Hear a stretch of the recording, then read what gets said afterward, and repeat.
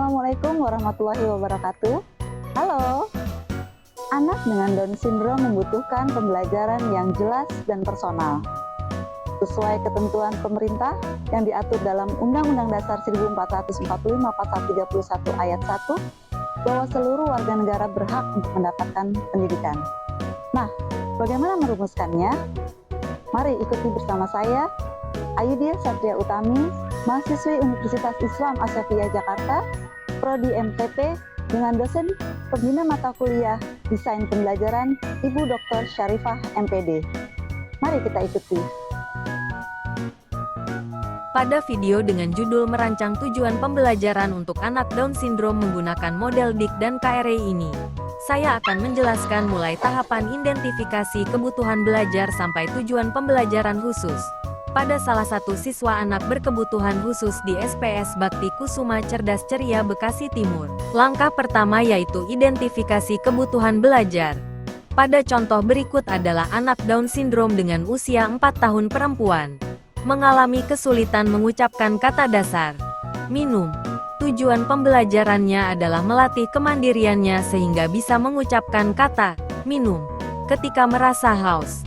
Pada tahap awal ini dibutuhkan observasi yang dilakukan oleh para ahli terkait, yaitu terapis tumbuh kembang, psikolog dan kepala sekolah. Mengapa observasi penting? 1. Untuk menghindari generalisasi. Anak ABK memiliki spektrum kebutuhan yang sangat beragam.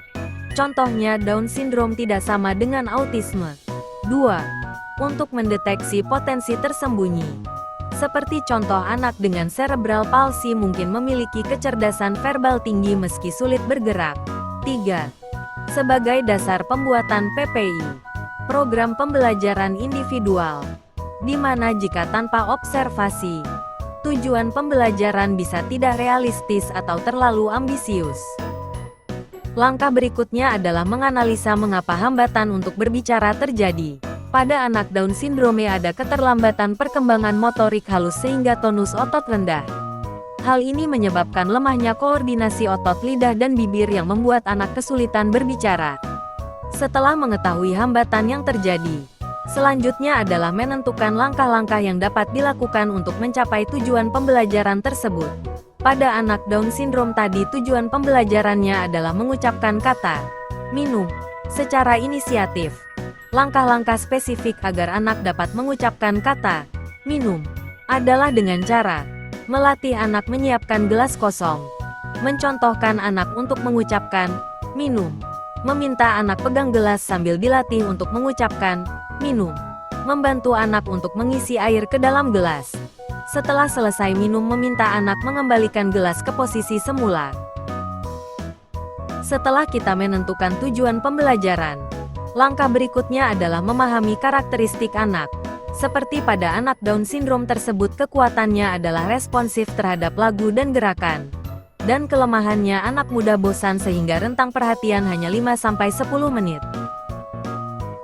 Langkah berikutnya pada model DIK NKRI yaitu merumuskan tujuan khusus pembelajaran dengan kriteria SMART, specific, measurable, achievable, relevant, time-bound, yaitu spesifik, anak memahami kata minum. Measurable, anak mampu mengucapkan minum setiap merasa haus dalam waktu 1 minggu. Achievable, anak mengucapkan minum dan meminta bantuan untuk mengisi gelasnya dengan air tanpa dicontohkan. Relevan, anak mampu mengucapkan minum, kemudian setelah minum air meletakkan kembali gelasnya ke tempat semula.